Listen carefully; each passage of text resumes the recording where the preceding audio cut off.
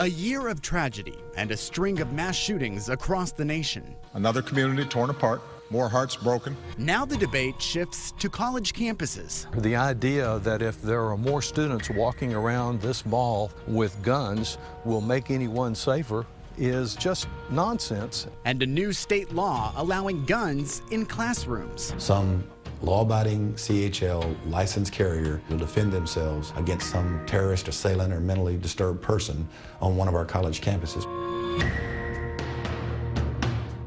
Hello and welcome to a special edition of State of Texas In Depth. I'm Josh Hinkle, joining you from the University of Texas at Austin. Some say it will help protect students. Others say it will only create more danger. Regardless, starting August 1st, you will have the right to enter college classrooms in Texas armed. That date also marks the 50-year anniversary of a dark moment here at UT, when a student began firing from up there in the UT Tower, raining bullets and terror onto this campus.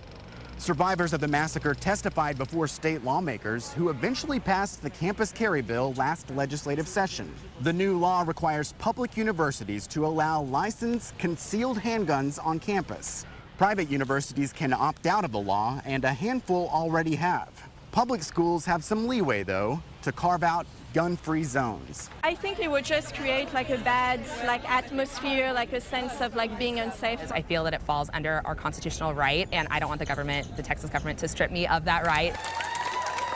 Some supporters of the measure have protested the gun-free zone portion of the law. Without a gun in those areas, they say no one could stop a shooter. Creating this patchwork of where you can and can't take it into an office, I think is going to be kind of confusing for students. It kind of sucks because it's the lethal unknown, potentially, and that's what makes it more scary. We now have clarity on some of those gun-free zones here at UT. License holders can carry in dorm common areas, but not in the dorm rooms. Regents also decided to let professors ban guns from their personal offices, but some professors filed a lawsuit in federal court because they can't make the same decision over their classrooms. They plan to seek a temporary injunction to stop the law altogether. Guns were allowed on campus before this law, but only in parking lots and on sidewalks. Now they can go into buildings. And even though Texas also recently made it legal for permit holders to carry their handguns in the open, they still have to be concealed while on campus. As the law takes effect, it certainly has brought out some strong opinions. And as KXAN's Phil Prazen shows us, some of those opinions were not included in final policies.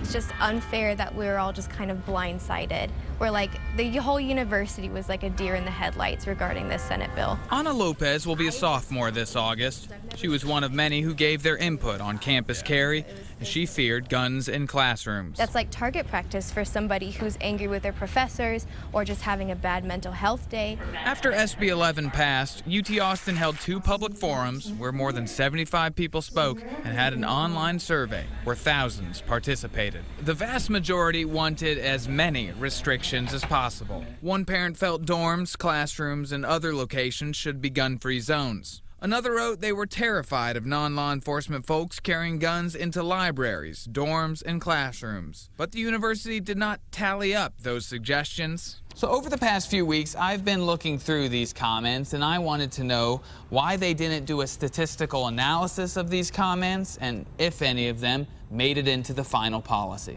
Law professor Stephen Good led the working group. He told me by phone that doing a data breakdown wasn't part of the job. They were looking for guidance on what to recommend to the president as a policy. He did say the comments influenced them to ban licensed carriers from having a round in the chamber. The Board of Regents later overruled that, and the masses of comments about banning guns in the individual dorm rooms did make it into the final policy. Not just parents of current students, but parents of prospective students. Parents who said, I won't let my child come to UT if there are guns in the dorm. But for allowing guns in classrooms, the working group said the new law forced their hand. Phil Prazen, KXAN News. And the reality is there would probably be more accidents and more suicides if there were greater access to guns. A survivor of the 1966 UT shooting recalls that tragic day and why she's spoken out against the campus carry law at the Capitol. Plus, we speak with a Texas congressman with a unique perspective as a student during that shooting. Next on this special edition of State of Texas In Depth.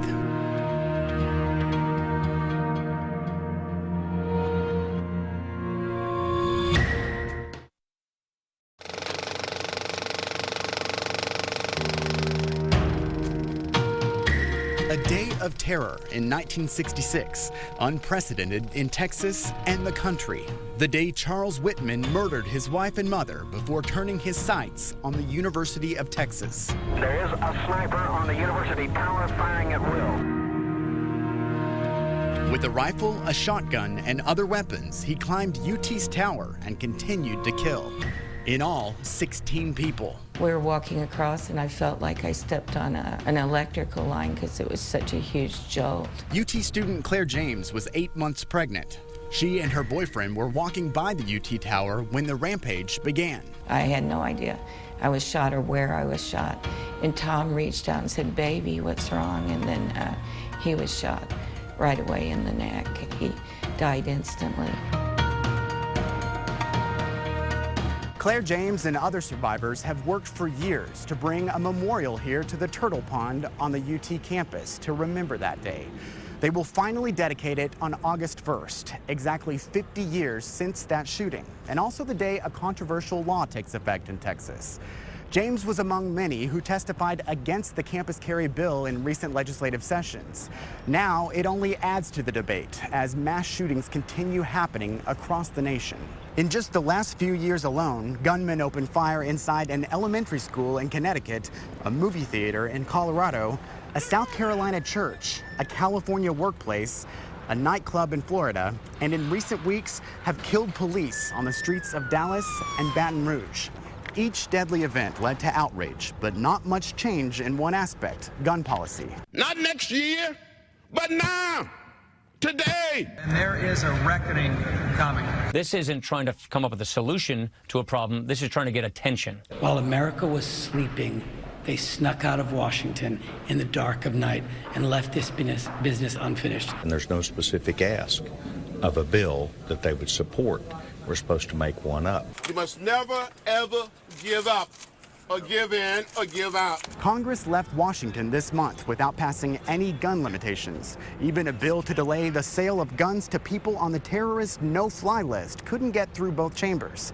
It prompted Democratic lawmakers to make an unexpected move, a sit-in on the House floor.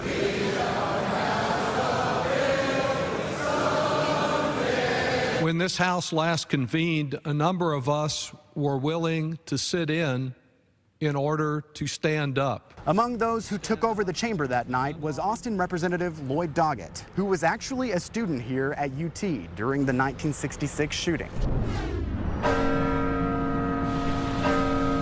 I lived just a few blocks from campus that this tragedy was underway. What did you think when you found out the news? Well, it was shocking. We never had anything like that happen before. It was one of those but for the grace of God moments that I guess all of us feel at some point. But if he had been pointing his weapons more in my direction, I could have been one of the victims. And I think that's true of hundreds of other people in the university area. I know that this changed so much about security and police presence here at UT. You were the student body president the year following that tragedy. How do you think that shaped the direction of the campus? Well, it did lead to some additional security here because it's apparent that the campus and the Austin Police Department at that point weren't prepared for an incident of this type that had never been envisioned. And so having to borrow weapons from civilians to help do this, so there definitely was an upgrade in security, but nothing like what we have now. Because tragically, these have become incidents where if a week goes by and no one's shot in violence with a gun, that's almost an unusual week. Then it was extraordinarily unusual. I think it was viewed as an aberration of this is one disturbed individual who caused so much pain, but not necessarily any recognition that it might reoccur soon and affect the country the way it does today. It was hard to ignore what the Democrats did on the House floor in Washington earlier this summer with the sit-in over gun control. Well, it was an extraordinary tactic. It's certainly something not to use regularly, but that we needed to do something to elevate this issue. The National Rifle Association, the gun lobby, has won the debate for the last several years completely by just getting this issue off the agenda. We're not discussing it, we're not acting on it, and with one act of gun violence after another, with so many people being killed on a daily basis from gun violence, we needed to raise the stakes, and we plan to keep this issue on the agenda until we get action.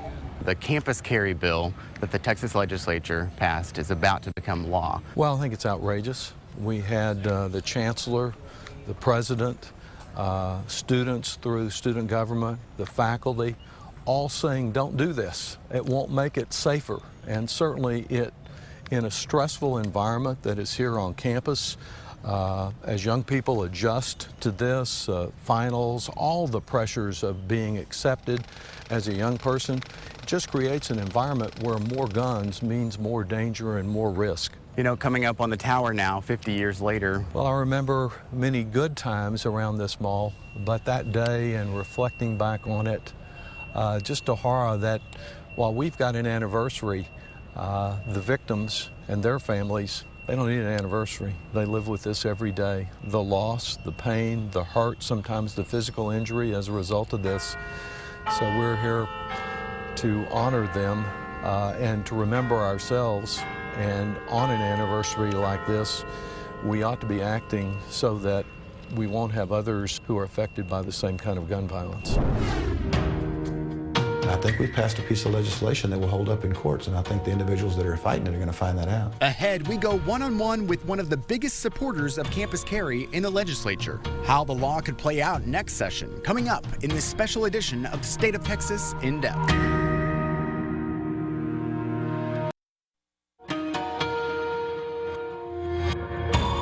Children off to college to bring back a degree in their hands, not to bring them back in a body bag. For months, high tensions over guns on college campuses. If you guys do decide to go against this, I will walk until my feet bleed to make sure that you never are an elected official again. With input on and off campus, it doesn't pass what I call the common sense of good judgment law. The 2015 Texas legislature came to a close with the last-minute vote making campus carry the law. The campus carry legislation easily passed through the state Senate, but members of the state House needed more convincing. Representative Alan Fletcher helped shepherd it through the House. He sat down with our Aaron Cargile before this law takes effect. They had come to me as the only retired peace officer in the Texas legislature about carrying a bill for campus carry. Thought about it and evaluated what the circumstances were, did a little research into how many hundreds of thousands of men and women in Texas are CHL licensed carriers. What a small percentage of that actually attend college after they're 21 years old. And, you know, it'd be those like myself that went back to graduate school in their 40s. With a campus like UT in Austin with 40 to 50,000 people, there were less than 400 and something in the entire operation that had a CHL period. Did you expect it to still be controversial even up to this point, right down to the wire of it going into effect? And not at all, to be honest. I felt that it would be like all the other legislation in Texas, that when you realize that the majority of the men and women in Texas wanted this law to pass, when it passed by a majority in the Texas House and passed in the Senate and the governor signed it, I thought that that would be the end of it. Do you see any tweaks on down the line for other lawmakers since you're not rerunning? No, I don't see that there's an issue. I mean, we made it pretty broad, and I think that it's going to serve the purpose that I wanted it to serve. I would like to think that in the great state of Texas, in the future, when some mentally disturbed person or some terrorist comes into a classroom and summarily starts assassinating students or the teacher, that some good old Texas boy or girl can stand up in the back of the class because they're legally carrying and put an end to it. The move to allow guns on campus comes as Texas lawmakers also loosen gun restrictions. Around the time they passed campus carry, lawmakers also legalized the open carry of handguns. They eliminated the charges for accidentally bringing a gun to the airport. Another bill made it illegal for city and county governments to ban guns in their buildings, though weapons still aren't allowed in courtrooms. Coming up, another deadly shooting at UT just a few years ago resurrected the campus carry debate in Texas. But before guns are allowed in classrooms here, we take a look at other states that passed the law long ago, their problems and success. Next on State of Texas in Depth.